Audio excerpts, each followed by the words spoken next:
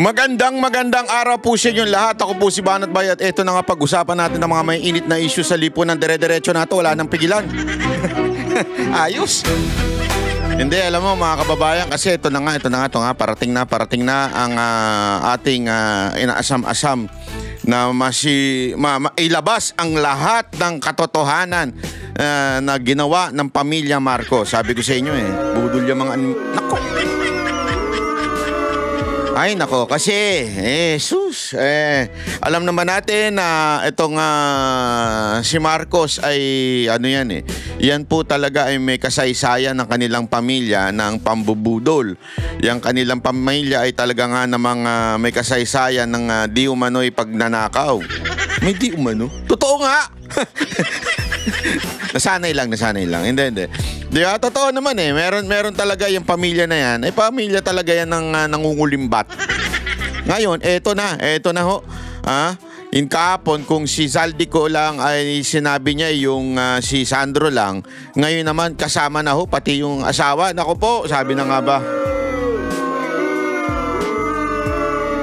Nako, sa bagay, sa karakas ba naman ni First Lady?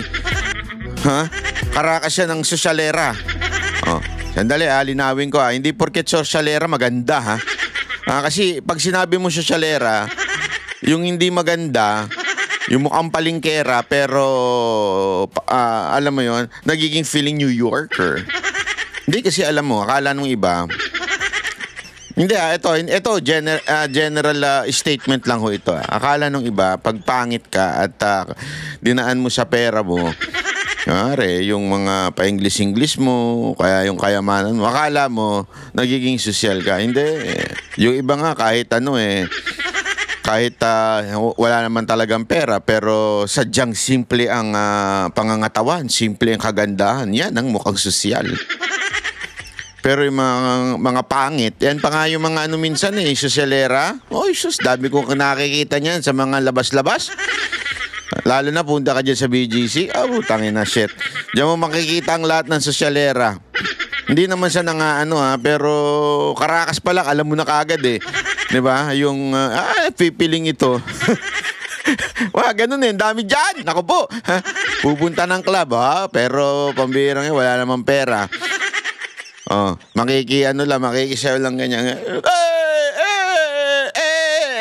Pero sa totoo lang, nangihingi lang naman ng drinks. Diba? Although hindi ito nangihingi ng drinks kasi itong si Lisa Marcos may sariling may sariling party club sa loob ng Malacanang. Yeah. Sabi nga ni Senator Amy, para bagang ginawa ng drug den yung Malacanang. Kaya may sarili silang hindi yan walang pera, sobrang daming pera. Kaya lang hindi talaga naayos yung itsura niya. Mukha pa rin siyang palingkera. Pero kaya tayo magagawa, ganyan talaga itsura niya. Kayo naman, makapuna naman kayo. Kala nyo kagwapuan ninyo. Banat Bay talaga, kala mo kagwapuan ka, puna ka ng itsura. Hindi naman po ako pogi, pero sa akin ang dating. Kayo na ang pogi. Sa akin ang dating. Ito, play na natin. Hoy, play na nga yan. Dami mong sinasabi dyan. Ito yung bagong latest pa na video ni Zaldico. Ang SOP collections sa Bureau of Customs na umabot sa 11 billion pesos. May 9 billion pesos collection mula sa sugar. Nako. Ang kita mula sa importasyon ng sibuyas na hawak naman ni Martin Araneta. Tinawagan daw siya ni First Lady Lisa Marcos. Naku po, patay tayo dyan. At ipinapatigil ang investigasyon. Anong posisyon yan? Nagtataka lang ako. Ano kayong posisyon ni First Lady at tumatawag siya sa mga sekretary tsaka sa mga congressman? Ano kayong posisyon niya? Kakaiba, no? Sa First Lady Lisa Marcos mismo ang may hawak sa mga rice importers. Dahil pala sa dami ng SOP at remittance na ipinapasa sa bawat transaksyon. Ang pinakamakapangyarihang pamilyas pa mismo ang sangkot sa ganitong sistema.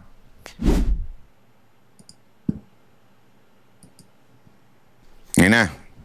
Ngayon naman po, tungkol sa kampanya nitong 2025 elections, Nagkwento sa akin si dating Speaker Martin Romualdez, kinausap daw siya ni PBBM sa Tacloban para tumulong sa gastusin ng mga kandidato mula national hanggang local candidates. Ang sagot ni Speaker, naibigay na niya ang SOP collections sa Bureau of Customs na umabot sa 11 billion pesos. Dagdag pa dyan, may 9 billion pesos collection mula sa sugar na ayon mismo sa kanya ay pinaghahatian lang ng 5 kumpanya para makontrol nila ang presyo ng asukal sa merkado. Ito ha, ladies and gentlemen ha. Merong bagong akusasyon si Saldico. Paano tayo magiging critical doon sa kanyang akusasyon? Diba? Wag ho natin kagad paniniwalaan ha? Kasi syempre, hindi natin alam ang motibo niya. Pero gayon pa man, kung titingnan mo yung circumstantial evidence such as bakit nga naman tayo nag-i-import ng sobrang daming asukal? Ayun sinasabi niya eh. Bakit tayo nag-i-import ng mga bigas? Yan yung isang bagay na simula pa lang nung administrasyon ni Marcos ay naging problema na. At non-stop na. Diba? Non-stop na po yung importation kahit anong gawin pa. Pangalawa. So yan yung first evidence. Second evidence, nagmamahal ba o nagmumura yung asukal at saka yung bigas? Kita naman po natin mga kababayan, nagmamahal. Ibig lamang pong sabihin, sa gitna ng importasyon na supposedly dapat ay masolusyonan ang problema sa presyo, kaya nga tayo nag-i-import na mas mura ang dekalidad, di ba? Sa totoo lang naman mas mura ang ini-import kasi nga alam natin kung saan ang gagaling yan, mas mura doon ang labor. So, mas mura talaga yan. Pero ang tanong, bakit mas nagmamahal ang presyo? Doon pa lang, that is enough evidence that would support the claims or the accusation of Saldico. Yan ang it has nothing to do sa kanyang buhok. Mamaya pag-uusapan natin yung animal na buhok na yan. Kasi merong may tanga na pumuna ng buhok niya. At iba pa ang kita mula sa importasyon ng sibuyas na hawak naman. Basta pa yan, di ba, sibuyas. Tandaan ninyo, nagmahal din ang presyo niyan.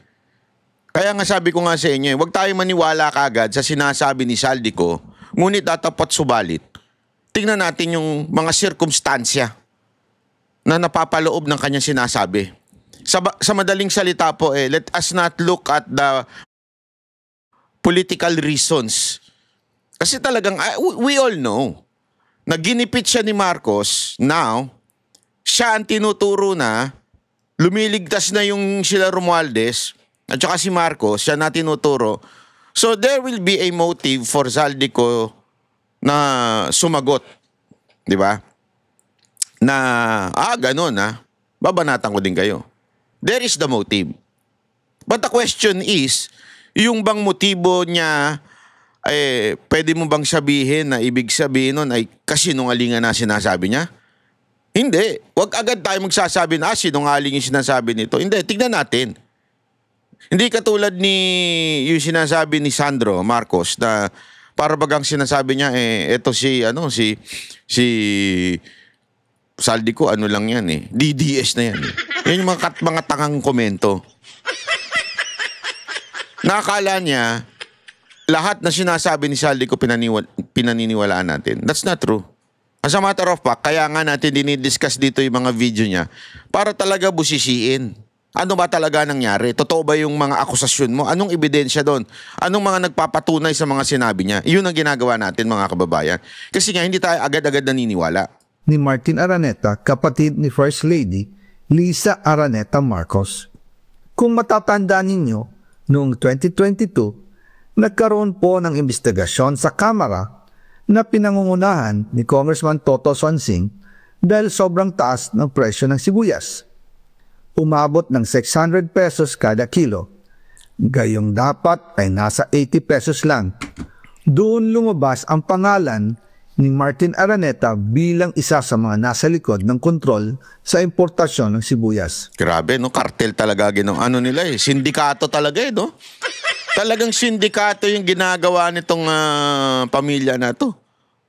From the father to the son to the wife and now pati dun sa kanilang pinsan. Mantakin mo pati hindi na ho nasiyahaan doon sa mga insertion nila. Hindi pa sapat yan, tinatawag na greed na. Sagad na sa buto yung pagiging greedy nila. Mantakin mo pati yung mga basic necessity ika nga ng paluto, pambahay, pangkain ng mga Pilipino, mga ordinaryong Pilipino, pinakailaman na. Sa bagay, alam nila kasing yan bilang negosyante, alam mo yan. Diba sabi nga nila kung ikaw magne-negosyo, sisimula ng negosyo, importante yung necessity. Ano ba yung kailangan at hindi lang kapritsyohan. Diba?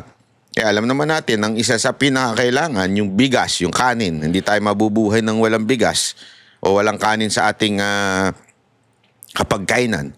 At the same time, syempre, yung mga ingredients like sibuyas, di ba? Asin. Normal yan, di ba? Yan yung mga hindi pwedeng wala. Sugar, naku po, lalo na. Mga addict sa sugar, sabi nga nila mas nakaka-addict daw yan kaysa sa cocaine. Tanong natin kay Marcos. Kung totoo yun. Gago! Hindi, tinatanong ko lang naman. Wala naman ako sinasabi. Tanong lang naman yun. Kayo naman mga kababae, masyado ka makapagbintang Hindi, alam mo, sa tingin ko, kaya dinali ang mga ganyang necessity. Kasi nga, walang choice ang Pilipino. Sa madaling salita, sure win to. Sa isang negosyante, sure kita to. Kaya nga, di ba, meron akong napanood na isang, I think, ewan ko kung si Chinkitan ba yun, nakalimutan ko na kung sino yun. Sabi niya, kung magsisimula ka daw ng negosyo, isa sa pinakamagandang simulan ng negosyo ay bigas. Kasi ang bigas, kahit tumaas ang presyo niyan, people will still buy it. Diba? Yan ay isang bagay na Kaya nga, kita mo, pag-upong-pag-upo, ang talagang naging iskandalo na kagad dito sa atin. Na tapos ang kanilang itinuro, di umanong si Atty. Vic. Kasi nga si Atty. Vic ayaw pumayag dun sa importation, di ba? Pero hindi po natuloy ang investigasyon.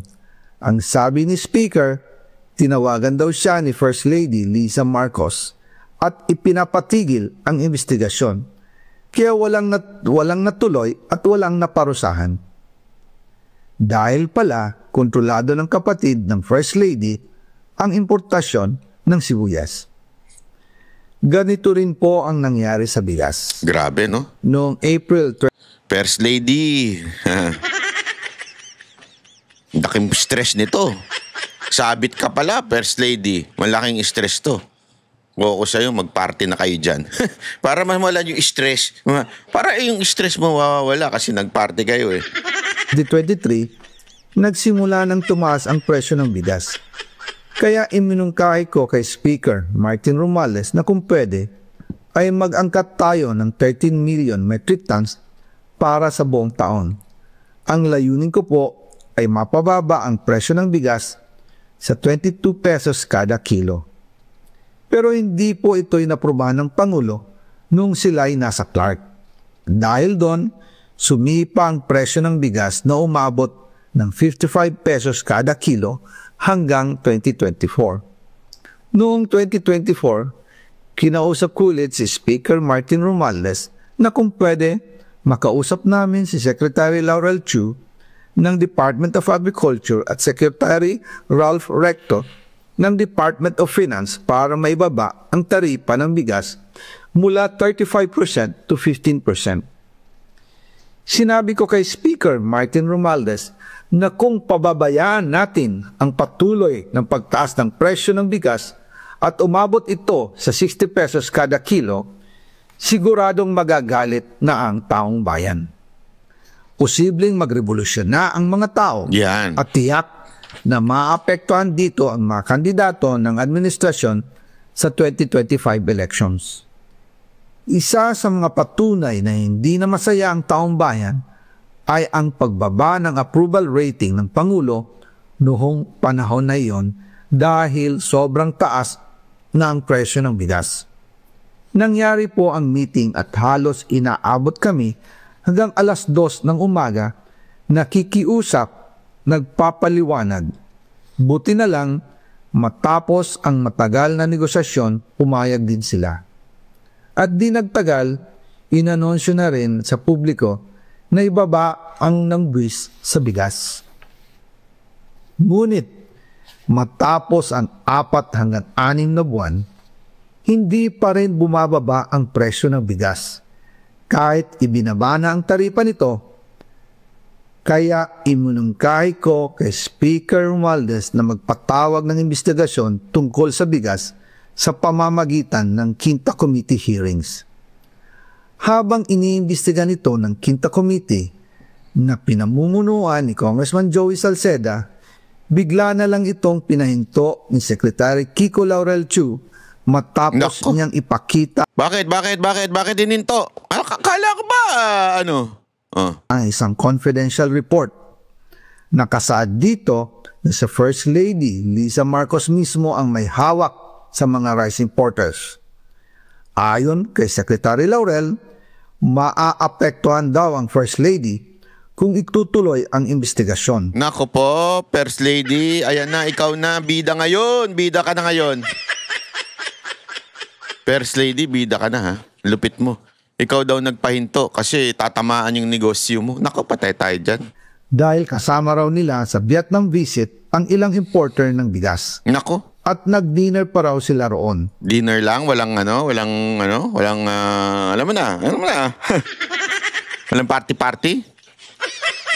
Dinner lang, sure ka dyan? Parang kasinungalingan nata yan At nung araw din yun, tumawag si Congressman Sandro Marcos kay Speaker Romualdez upang ipatigil ang House investigations tungkol sa bigas as instructed ng Pangulo. Nako. Magkasama kami ni Speaker Martin Romualdez nang tumawag si Congressman Sandro Marcos. Nako po, patay. Dumating din si Secretary Laurel Chu Nako. sa Manila Polo Townhouse. Nako. At doon siya pinagalitan ni Speaker dahil inilabas niya ang confidential report na nagdidiin sa First Lady Nako. sa issue ng rice smuggling. Nako po, patay tayo dyan. Napagalitan tuloy si... Ano pa naman yung itsura nung parang medyo, di ba? Yung hindi siya ganun palaban na katulad ni nila Romualdez. Tapos pinagalitan nyo kagad. Grabe naman kayo. Sama ng mga ugali ninyo talaga. Ginagawa lang naman daw niyo yung trabaho niya eh. Humihingi ng paumanhin si Secretary Laurel Chu at sinabi niyang, pasensya na, masyado akong naive. Doon namin naintindihan kung bakit. Kahit ibinaba na ang import tax ng bigas mula 35% to 15%, ay hindi pa rin bumababa ang presyo sa merkado dahil pala sa dami ng SOP at remittance na ipinapasa sa bawat transaksyon. Yun. Alam nyo na ibig sabihin ng SOP remittance. Ibig sabihin yung mga kumakatkong along the way. Di ba? Kaya daw hindi bumababa. Hindi, kasi tama naman eh. That's the real issue here. I mean, can we believe that na talagang kagagawa nila ang pagtaas ng presyo? Kita nyo naman eh. Importation pa lang eh. Talamak na. Kaliwat kanan ng importation.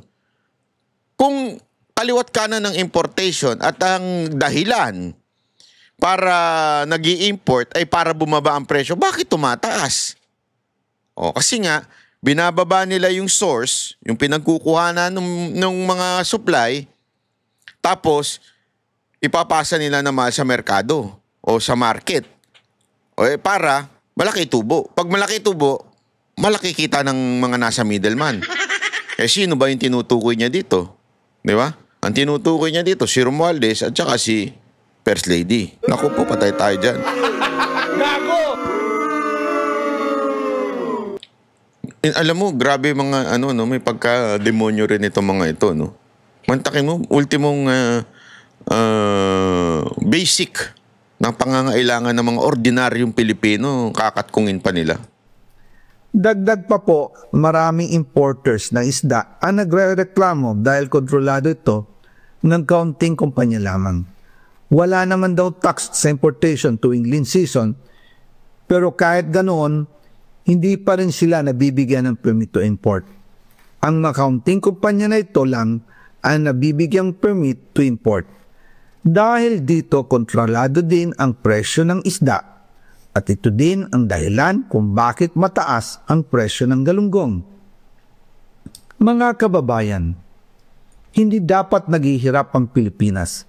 Hindi dapat ganito kamahal ang mga pangunahing bilihin tulad ng bigas.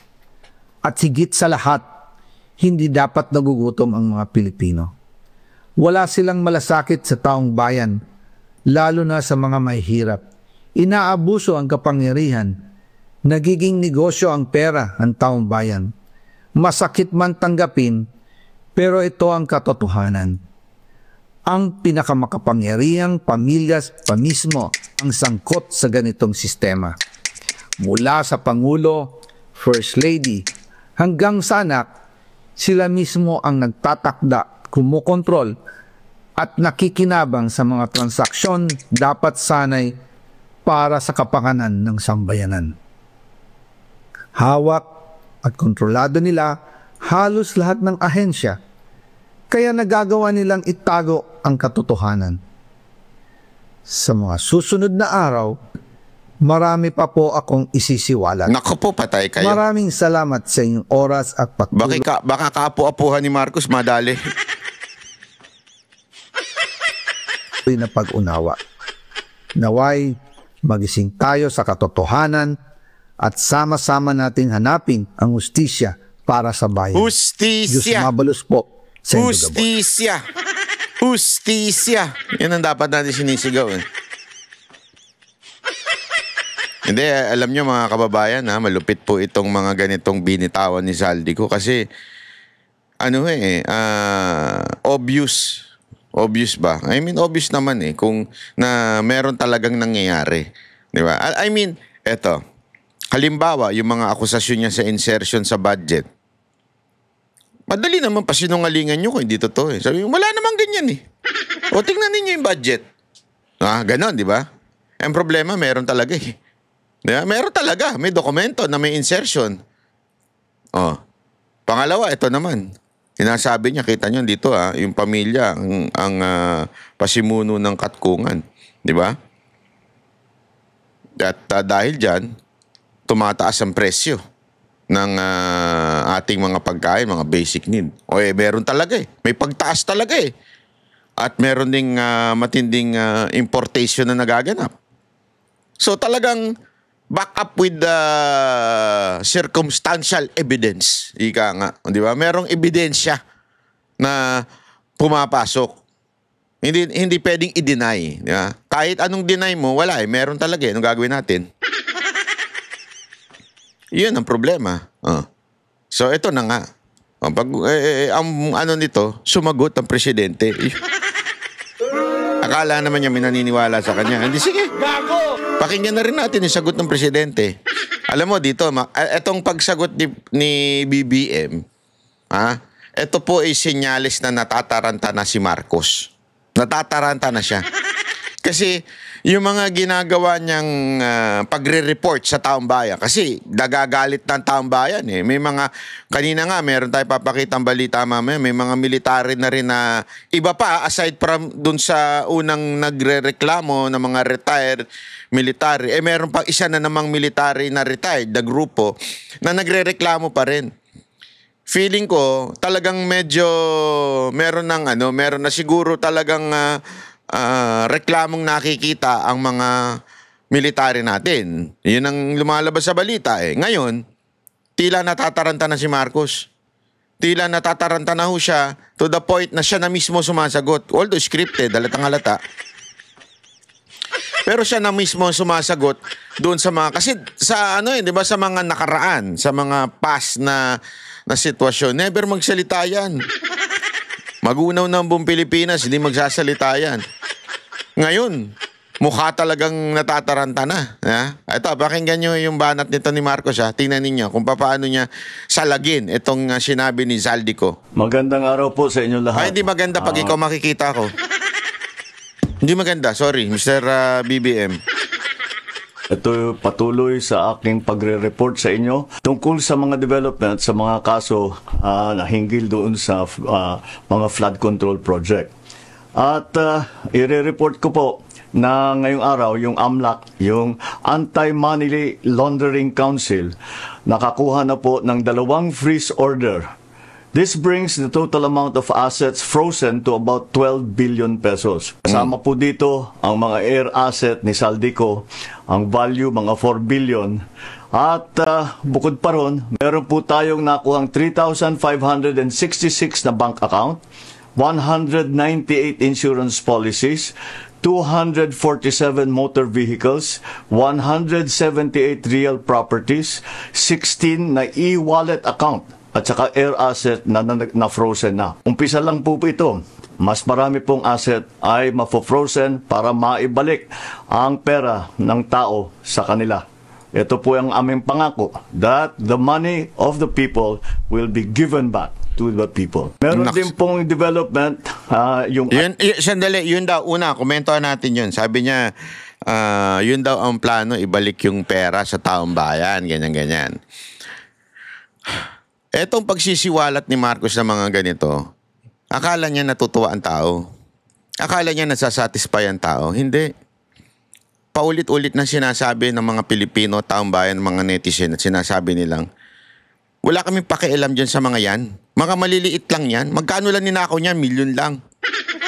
Ang kailangan namin yung nagnakaw ng bilyon. Ikaw, Mr. Marcos, hanggang hindi nakukulong ang pinsan mo, walang mangyayari. Tigilan mo na ang pagtututuro kung kani-kanino at panagutin mo direkta ang pinsan mo. Yan ang ginawa ninyo kay Chis Escudero, naalala ninyo? Di ba? Ito, papakita ko sa inyo to, ha? Ayan. Kinlir po ng COMELEC si Chis Escudero. Ang linaw po niyan, kinlir na po ng COMELEC. Bakit dati talagang kaliwat kanan ang pambabato ninyo kay Chis Escudero? Diba kaliwat kanan yan eh. Donation, ganito, ganyan. Tapos, yung pala cleared. Kasi nga, yung time na yan, diyan na po tumutungo kay Romualdez eh. At dahil nga sa binanggit na mismo ni Chis Escudero yung the name you cannot mention, si Romualdez at saka si Saldico, biglang lahat ng atake na punta kay Chis Escudero. Naalala niyo yun?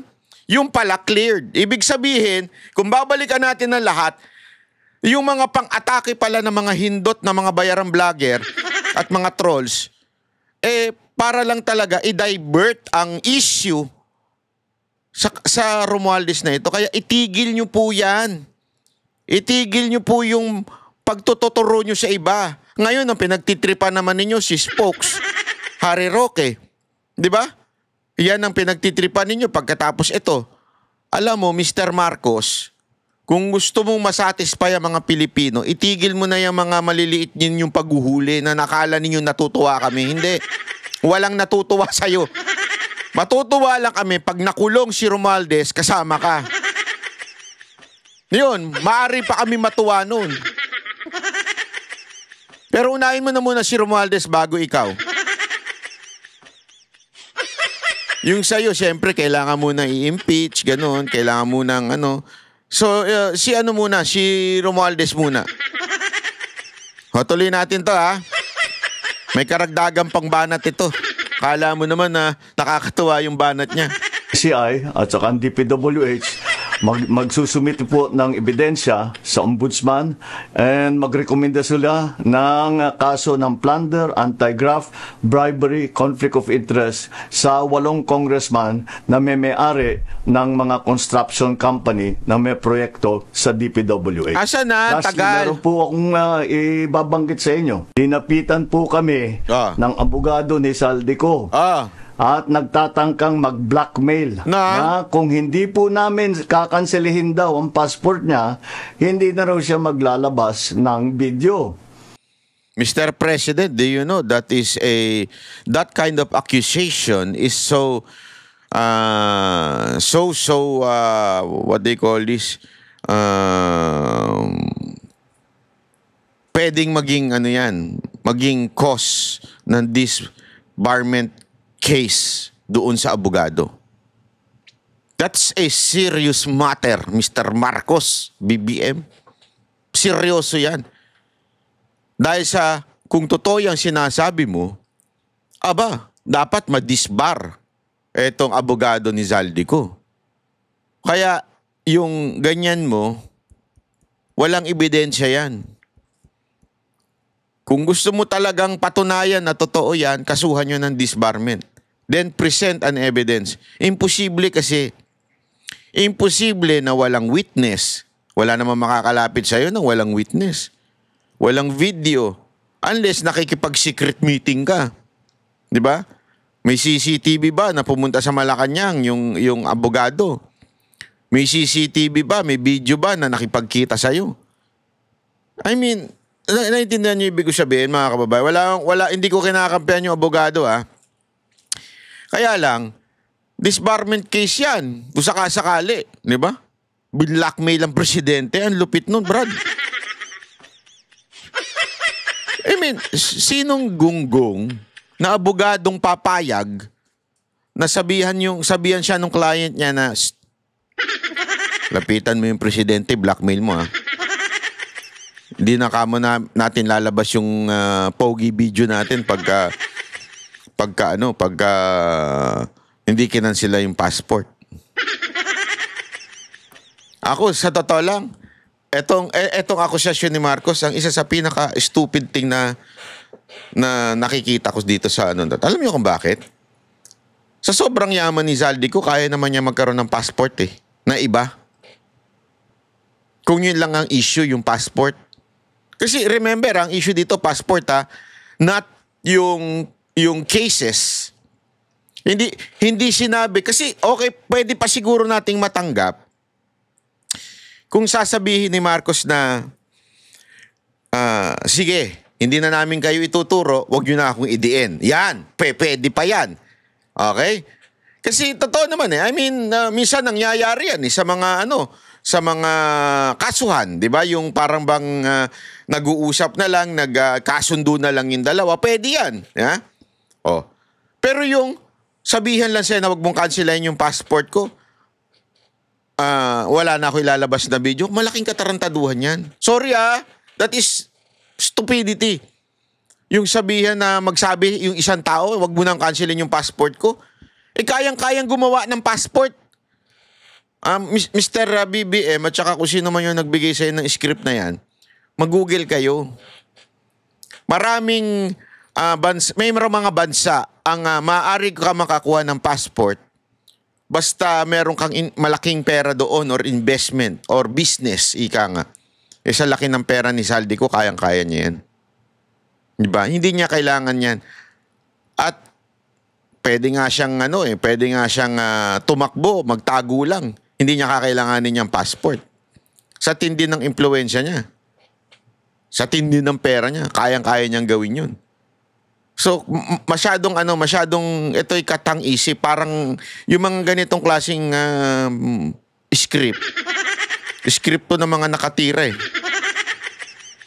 Wala ko sinasabing tumira si Marcos Sinasabi ko lang, script to ng mga tumira Yung mga parang, wow pare, ito, ganito mangyayari. Ito, yung mga nag-i-imagine Wala kasi kayong kaibigang adik Wala rin naman ako, pero kinikwento lang sa akin. I do not negotiate with criminals. Kahit maglabas ka na ng video ng lahat ng kasinungalingan mo. Ayan, pinangunahan niya na. Minamain condition niya na yung mga tao na maglalabas ng video. Para, wag na kayo maniwala dyan. Kahit maglabas pa ng video yan, bla bla bla. Na pag-destabilize sa gobyerno, gusto kong malaman mo, Zaldi, makakansela pa rin ang passport mo. Hindi ka na makakatakas sa hustisya. Yun, talaga doon na booking. Doon na booking, mga kababayan. Booking na booking. Ano yun na booking? Tinawag siyang first name Zaldi. Ibig sabihin, talaga meron silang closeness na hindi niya pwedeng i-deny. Kasi ganun yun di ba? Pagka tinawag yung first name mo, para bagang close kayo kaya yung mga vlogger na bumabanat sa akin, tatawagin akong Byron. Alam mo yung mga vlogger na yung gusto makipag-close sa akin. Malamang bayot yung mga yan. Kasi hindi ko tatawagin ng Byron ng by first name. Yung ayaw ko. Tatawagin ko lang syempre yung mga first name, yung mga kursunada ko. Pero pag ayaw mo yung tao, hindi mo tatawagin first name. Kaya yung mga vlogger ni Marcos, pag tumawag ng Byron, by chance sigurado. 100%. Merong ano yan. Ito pa. Ito mas ano. Itong mas may tama. Yusek, good morning. Kuha lang po ako ng reaction from the palace. Kahapon po kasi may pasabog si dating Congressman Saldico at isinama na po niya si Presidential Son at House Majority Leader Sandro Marcos. Alam po ba ni Pangulong Marcos yung akusasyon ni Saldico laban kay Kong Sandro na sinasabing nag-insert ng 50 billion may nagkaroon siya ng 50 billion budget insertion. Ano po yung reaction ni Pangulo dito? Unang-una po ay nakapagsalita na po at nagpahayag na po ng denial si Congressman Sandro Marcos. Yan daw po ay kasinungalingan ayon sa kanya. At sa atin naman po, bago tayo magbigay ng anumang tugon dyan, mas maganda po siguro na tapusin na muna kung siya man po yung nagsasalita ni Zaldico ang kanyang mga mensahe, ang kanyang mga di umanong mga kwento mula video 1, 2, 3 hanggang video 4 and 5. Madaling nag-iba ang kanyang hairstyle. Kaya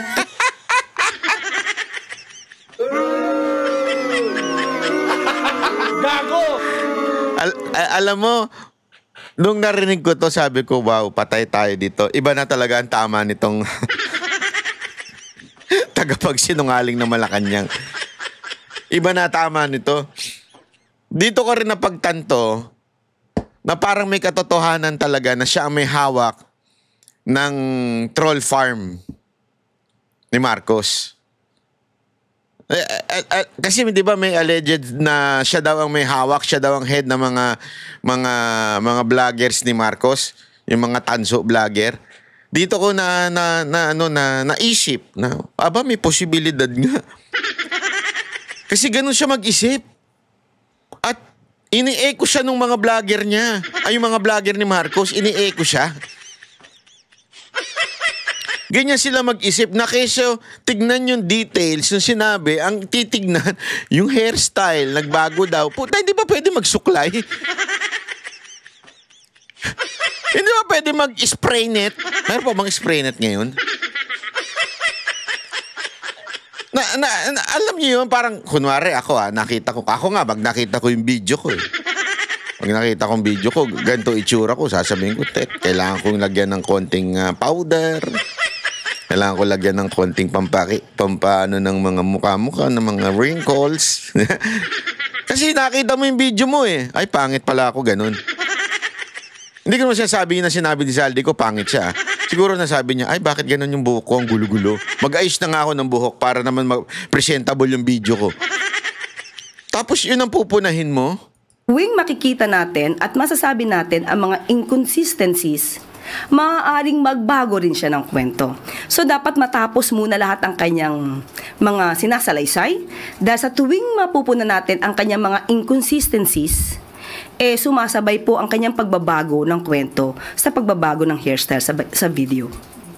Follow up lang, ma'am. Ma'am, may report din po ba ang Palasyo ng Malacanang regarding sa intelligence report na may nakikipag-ugnayan si Saldico sa grupo na gustong pumalit po daw na sa gobyerno ng Marcos? Wala pa po tayong masasabi patungkol dyan. Wala po tayong update. At tingnan po natin kung meron pong ganyan mga alingas-ngas. So, ibibigay ko po sa inyo ang update kung meron man. Salamat, Yusek. Thank you. Next is Julie Bay sa 1PH. Morning, Yusek. Yesterday po napaulatan na aresto si former presidential spokesman Harry Roque. May official communication na po ba or clarification yung Palace tungkol dito? Sa ngayon po, Ang lupit, magpapaiba-iba daw ng buhok sa iba-iba daw ang kwento. Inconsistent. Lupit mo. Ang ganda ng analogy mo, pang vlogger nyo. sa po natin ang pamunuan po ng DILG at magbibigay na lamang po sila ng update kapag meron na po. So wala pa pong confirmation, ma'am. Yun po yung ayon sa DILG, hindi natin mako-confirm. Pati sa DFA ay wala pa rin pong confirmation. So magbibigay ng update kapag meron na po. Thank you. Ivan Mayrina, GMA News. Sorry ma'am, balikan ko yung tanong ni Ann kanina. Sabi ninyo, kung siya nga po yun, can you elaborate? Are we expressing doubt that that is Zaltico? Sa nakikita po natin ng mga pag-iba-iba ng kanyang mga imahe, hindi mawawala sa isipan kung siya man yun o hindi. But still, sasagot po tayo. At ang nais lang po natin ay tapusin niya ang kanyang salaysay. Kasi tuwing mapupunan natin ang kanyang mga inconsistencies, nababago rin po ang kanyang statements. So makikita niyo po yung mga pabago-bagong statements mula video 1, 2, 3 hanggang 4. Anong pabago-bago dun? Walang pabago-bago dun. Konektado nga eh. Kinonek niya nga yung mga sinabi ng mga DPWH official, kinonek niya yung kay Kudesa, kinonek niya yung Malacanang, kung saan dinadrop yung pera, lahat konektado. Paano naging pabago-bago? Anong patunay mo na pabago-bago? Sige nga, Auntie Claire, anong patunay mo na pabago-bago? Kaya ka napapahiya kay Tikia eh. Ikaw wala ka sa hulog eh. Fine. Can you point out some of the inconsistencies you've spotted Yan, so far? ganyan magtanong. You want to video 4 or 5? Unang-una, Di ka makasagot, no? Isip ka ngayon. Akala mo, madadali mo sa inconsistency hindi niya binanggit sa video 1, 2, ang sinasabing transaksyon ng 2022. Maliwanag na ang binanggit niya na nagsimula daw ang kanyang pakikipag-usap di umano kay Secretary Mina Pangandaman 2024. So nung napuna ang mga inconsistencies, nabago ang kwento. So mas magandang hayaan natin, tapusin niya na muna. Kasi sabi nga natin, tuwing makikita na... Ano doon ng inconsistent? Ikaw ang gumagawa ng inconsistent eh. Yung yung statement mo mali-mali, inconsistent. Ang mga inconsistencies, hindi lang po tayo, pati yung mga ibang mga lawyers, ibang mga eksperto na bumabasa at nadidinig ang kanyang mga sinasabi. Walang ganon? Ang inconsistencies. Walang ganon? Ginagamot nila sa mga susunod na mga videos. Sorry, and what does that have to do with the changes in his appearance, in his hairstyle? Kung isang araw lang tong ginawa, hindi dapat nababagong itsura. Kung hindi nga isang araw. Ang sakit mo sa bangs, alam mo, ewan ko, bakit tayo nagkaroon ng ganitong klaseng opisyal? Bakit sino man nagsabi isang araw lang ginawa yun? So it means, lumalabas. Iba-ibang araw to ginawa. O ngayon? At malamang, ay bumabase sila sa reaksyon ng tao. So, what's wrong? It doesn't make it wrong or it doesn't make it fake kung iba't ibang araw niya sinasabi yun o ginagawa yung video. Walang doon. Sorry, on to my main question. Kahapon po sinagot ni VP Sara Duterte ang tanong kung handa siyang maging Pangulo sakaling magbitiw si Pangulo Marcos. Ang sabi po niya, and I quote, "There is no question about my readiness." Does the President have a message to the Vice President expressing her readiness and willingness to take his place? Handa na po siya maging Pangulo kapag po nawala or natanggal ang Pangulo sa pwesto. Tama po ba yon, Sir Ivan? Yun po ba ang sinabi niya? Handa siyang pumalit sa Pangulo kapag nagbitiw. Ang tanong din natin sa taong bayan, handa na po ba kayo sa mas marami pang Mary Grace Piatos? Unang-una po, ang Vice Presidente.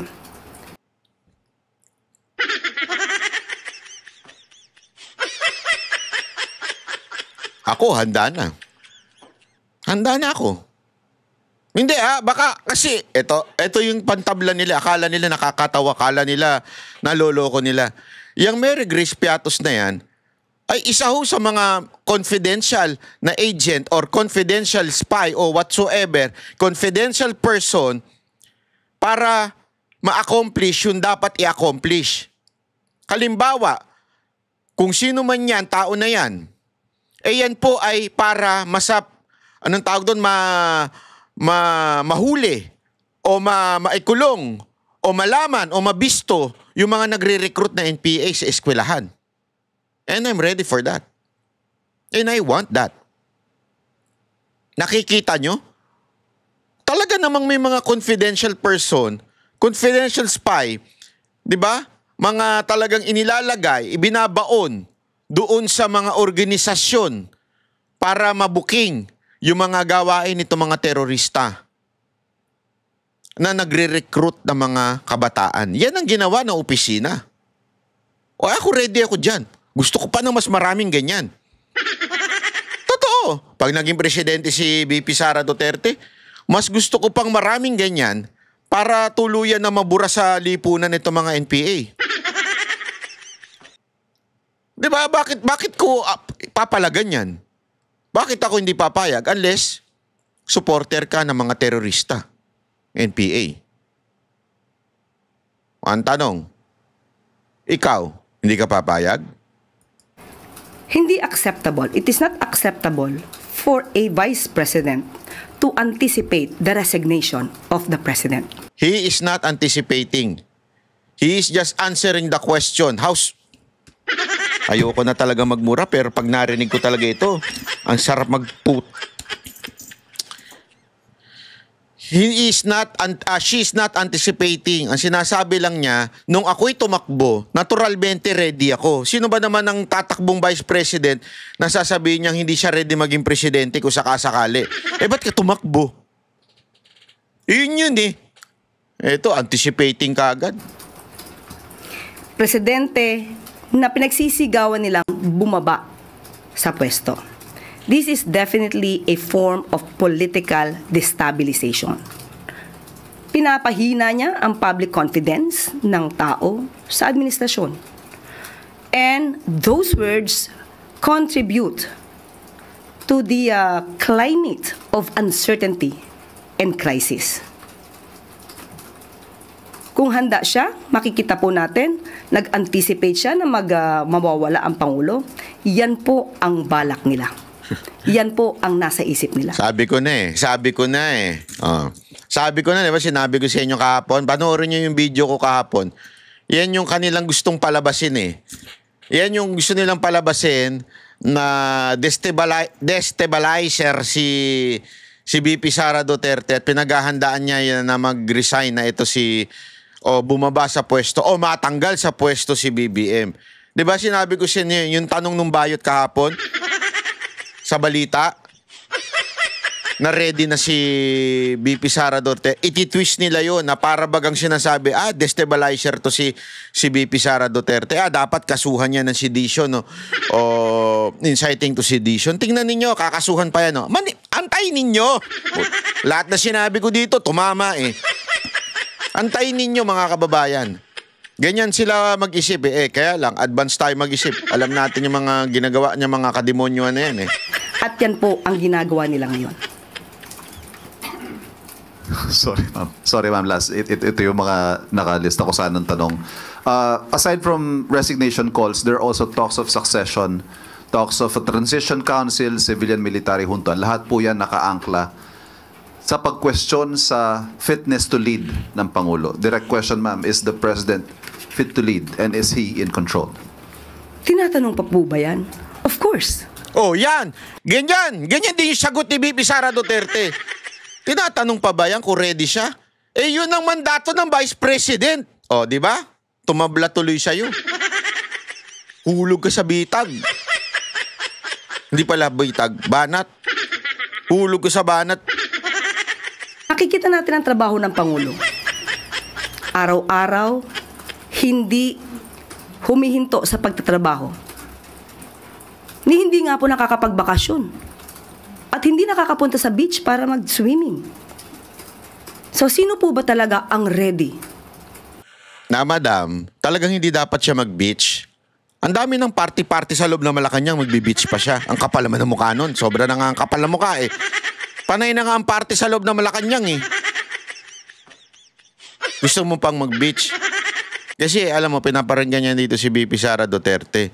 Eh ano ba trabaho ng Vice President? Di ba mag-antay lang na mawala ang Presidente? Yun lang naman ang trabaho ng Vice President. Ano gusto mong gawin niya? Pumunta siya sa mga departamento, di sasabihan, epal. Parang katulad ni Leni Robredo. Bida-bida, epal. Wala siyang trabaho, hindi antayin lang ang Presidente. Na maging leader ng bansa. Walang iba kundi ang Pangulong Marcos Jr. Thank you very much. Thank you. Follow-up question, Eugene Fernandez, IBC 13. Yusek, I would like to have a follow-up question regarding kay Zaldico. Yusek, since na-mention nyo, gusto nyo matapos na muna yung sinasabi ni Zaldico, how important it is for the palace to listen yung lahat ng sasabihin ni Zaldico? Kung nagiging parte po ito ng balita at ito po ay nagiging issue, hindi naman po hindi pwedeng pakinggan ito. Kailangan lahat po na nangyayari sa bansa, basta po verified, pinapakinggan po ito. At kailangan din pong ikonsidera. So, kailangan matapos muna kung ano ang sinasabi niya. At mas maganda, ayon sa Pangulo, umuwi siya rito. At dito niya, ikwento lahat yung nais niyang ikwento. Dahil kapag nagkukwento ka lang sa likod ng monitor, ang hirap tignan at i-assess ang credibility ng taong nagtatago lang. Thank you, Yusek. Thank you. Next is Marker Sargan, Brigada. Good morning, Yusek. Sa budget deliberation po kahapon ng Senate, nabanggit po or nag-present si Senator Robin Padilla ng isang voice clip na ang sinasabi allegedly, binabanggit po na... Ayan, huwag na natin pag-usapan yan. Dahil dito muna focus tayo dito sa dalawang issue. Bukas na yan. Dalawang issue. Ito pong akusasyon ni Zaldico at yung... natatarantang denial ni Marcos at syempre ang kasinungalingan ni Auntie Claire. Tatlo pala yun. Hayop. Gago! Alam mo mga kababayan, ito napaka-importante nating laging babantayan. Kasi sa mga ginagawa ni Zaldico, dapat nating busisiin yung mga sinasabi. Huwag kaagad paniwalaan. Tandaan natin, di ako naniniwala dyan, agad-agad. Huwag tayo kagad gano'n na madaling maniwala sa taong ganyan. Pero gayon pa man, tingnan natin yung mga details nung kanya sinasabi. Ikumpara natin ito doon sa talagang sitwasyon na nangyayari sa bayan natin. Kung meron bang mga panglabas na katotohanan. Kasi siyempre, ano yan Marcos side and Zaldico side. Diba? So, doon sa dalawa na yon, tingnan natin pareho. Huwag tayong, hindi, si Zaldico lang kasi binabanatan niya si Marcos. Hindi, huwag kayo maniwala agad-agad. Tingnan ninyo yung mga sinasabi kasi importante din yon. Para talagang masabi natin totoo sinasabi ni Zaldico o hindi totoo. Kaya nga sabi ko nga di ba yung importation, tumaas ba talaga ang presyo? Kasi sinasabi niya may SOP, may pera, mayroong middleman. So ibig sabihin, totoo talaga kasi tumaas Nag-import para nga ibaba ang presyo, tumaas lang lalo. So may katotohanan. Ganun dapat tayo mag-isip. Hindi yung pro Marcos ka o pro Zaldico ka, hindi ganun. Tapos tingnan din natin yung komento ni Marcos. Huwag kagad tayo maging anti-Marcos. Ano ba yung sinabi niya? Nilapitan daw siya ng abogado para para wag pakansela yung passport. Questionin natin yun. How important is the passport? Madali bang makakuha ng passport si Zaldico? Yung passport ba na yun ganun ka-importante to the point na ititigil niya ng paglabas ng video? Alam mo yung mga ganong klaseng tanong, wag tayo maniwala doon sa tao. Pakinggan natin, tingnan natin. Totoo ba yung sinasabi ng mga tao? Yung mismong issue. Si Auntie Claire. Di ba? Yung sinasabi niyang Mary Grace Piatos. Oh, ano ngayon? Ano ba, sino ba si Mary Grace Piatos? Ano ba ginawa niya? Kasi sabi ko nga sa inyo etong gobyerno nito, gobyerno ni Marcos, magaling to sa optics. Magaling ito sa propaganda. Alam niyo kung paano sila kagaling sa propaganda? Mantakin niyo, pinatalsik na sila, yung pamilya nila.